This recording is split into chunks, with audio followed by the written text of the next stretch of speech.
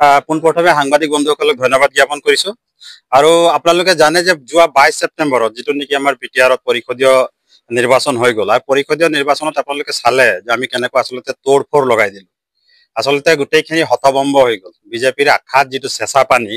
ইউপিপিএলৰ আখাত যেটো চেঁচা পানী কংগ্ৰেছৰ আখাত যেটো চেঁচা পানী সেই চেঁচা পানী হেতে কেতিয়াও পাহৰিব নোৱাৰে এই কথাটো স্পষ্ট হৈ গ'ল এটা ফেক্টৰ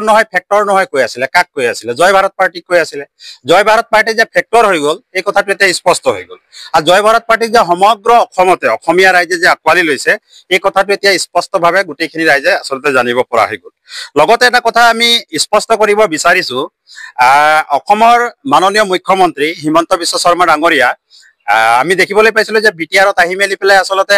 আমাক আসলতে উপলঙা কৰি মেলি পেলাই কিছুমান কথা কৈছিলে যেনেকৈ উপলঙা কৰিছিলে প্ৰায় আমি 9টা সমষ্টি যেটো নেকি আমি কেণ্ডিডেট আমি আগবঢ়াইছিলো 9টা সমষ্টিতে কিন্তু আমি বিজেপিক পৰাভূত কৰিবলৈ আমি সক্ষম হলো আৰু তেখেতত আমি দেখিবলৈ পাইছিলো যে ষ্টাৰ কেম্পেইনাৰ হিচাপত অসমৰ মাননীয় মুখ্যমন্ত্ৰী আছিলে বিজু হাজৰিকা ডাঙৰীয়া আছিলে আমাৰ ৰূপজ্যোতি কুৰ্মী আছিলে শ্ৰম মন্ত্ৰী আছিলে ৰূপেশ গোৱালা ডাঙৰীয়া আছিলে বহুতকে ধৰি দিলীপ শইকীয়া ডাঙৰীয়া আছিলে গোটেইখিনি আছিলে কিন্তু তেওঁলোকৰ আসলতে যেটো নেকি প্ৰকৃত স্বৰূপ ভ্ৰষ্টাচাৰ নীতি বুলি যেটো কয় হেতু এটা ৰাইজে বুজি পোৱা হ'ল আৰু এতিয়া বিটিআৰ বাকিক ঠগিব নোৱাৰে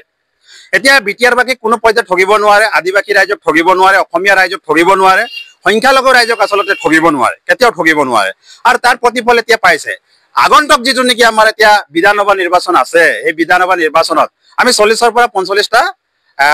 আসলতে সমষ্টিত আমি প্ৰাৰ্থী দিম আৰু আমাৰ আশা আৰু বিশ্বাস আছে 15ৰ পৰা 20টাত আমি কিন্তু জয়ী হ'ম আৰু কেনেকৈ জয়ী হ'ম তাৰ ৰণনীতি কৌশলখিনি আজি আমি হলনি কৰি দিছো এটো পিছত আসলতে পাব এটো সাইলেন্ট কিলাৰ বুলি মেলি পেলাই কোৱা হয় যেনেকৈ আমাক ভাবি আছিলে যে জয় ভাৰত পাৰ্টি আসলতে একো কৰিব নোৱাৰে কিন্তু